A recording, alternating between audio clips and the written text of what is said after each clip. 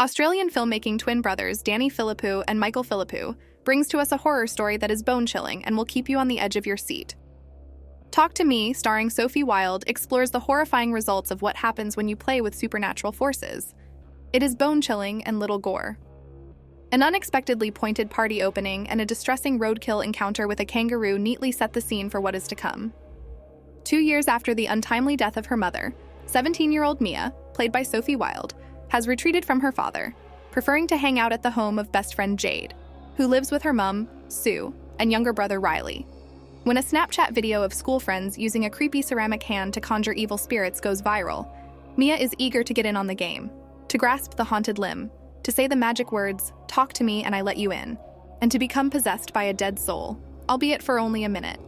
It's a thrill Mia finds utterly intoxicating, taking her out of the here and now, temporarily obliterating her underlying sadness. Young Riley wants to have a go too, but Jade refuses, only for Mia to ignore her objections with disastrous consequences.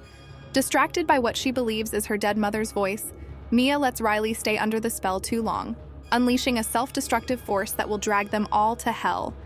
While the premise sounds like so many other movies about teens dabbling in the dark arts, each of the seances are shot like they're in your stoner friend's basement in college. One by one, the kids are possessed while the others pull out their phones and laugh at how strung out they get. Then the kids post the videos online, despite their friends' protests.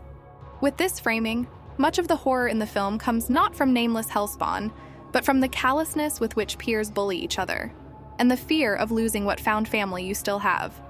In fact, for much of the film, letting a dead person possess the kids' bodies is almost portrayed as harmless fun.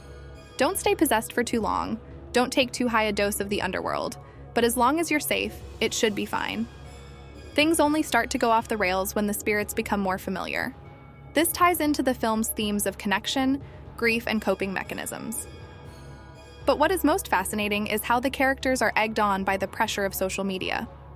While that's not the focus of the movie, it's hard to avoid.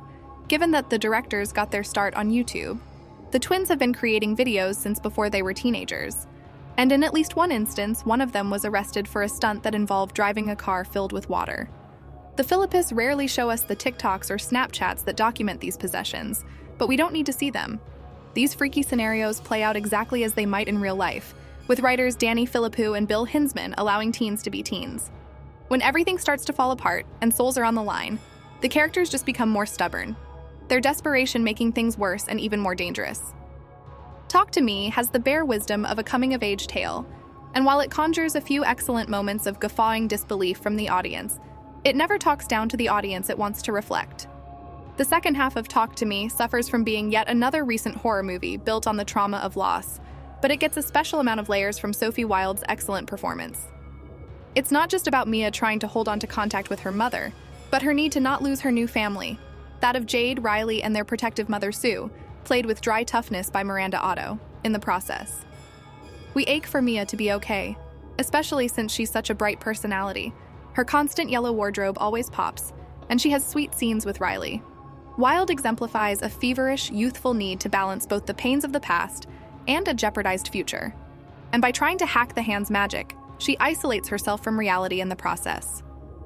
Talk to Me could have been more rote without such voluminous work, but Wilde's tragic interpretation, her big screen debut, is one for the horror movie history books. There are plenty of familiar demon-eyed theatrics and visceral physical shocks in Talk to Me, some of which will make you shudder and shriek. But beneath the shiversome surface, there are darker forces at work, echoing real-life videos of kids filming each other having bad drug trips, then posting them online. Like Bill Gunn's 1973 black vampire cult classic Ganja and Amp Hess, the supernatural elements of Talk to Me may be its main selling point, but the down-to-earth aspects bite. For all the film's occult trappings, the Philippous are more interested in telling a story about young people riddled with anxiety, seeking escape in dangerously illicit rituals that get them out of their heads. Literally. No wonder the film's title sounds less like an incantation than a cry for help. It's a brilliant device for a modern horror story, and a franchise waiting to happen. In the case of horror, that often means a fruitful idea is intact, like when Final Destination, The Purge, and Saw first debuted. Talk to Me could easily lead to a higher body count or a more directly spooky story in its sequels. But the game begins small here with a sincere pitch that aims for the gut. This first installment is about watching someone be possessed by horrible ideas of grief and the damage their decisions inflict on their loved ones. And that's it for today's video. I hope you enjoyed our deep dive into Talk to Me. If you agreed with our take or think we missed something, please let us know in the comments below. Remember to hit the like button if you enjoyed this video, and don't forget to hit the subscribe button so you never miss out on our future movie reviews and discussions.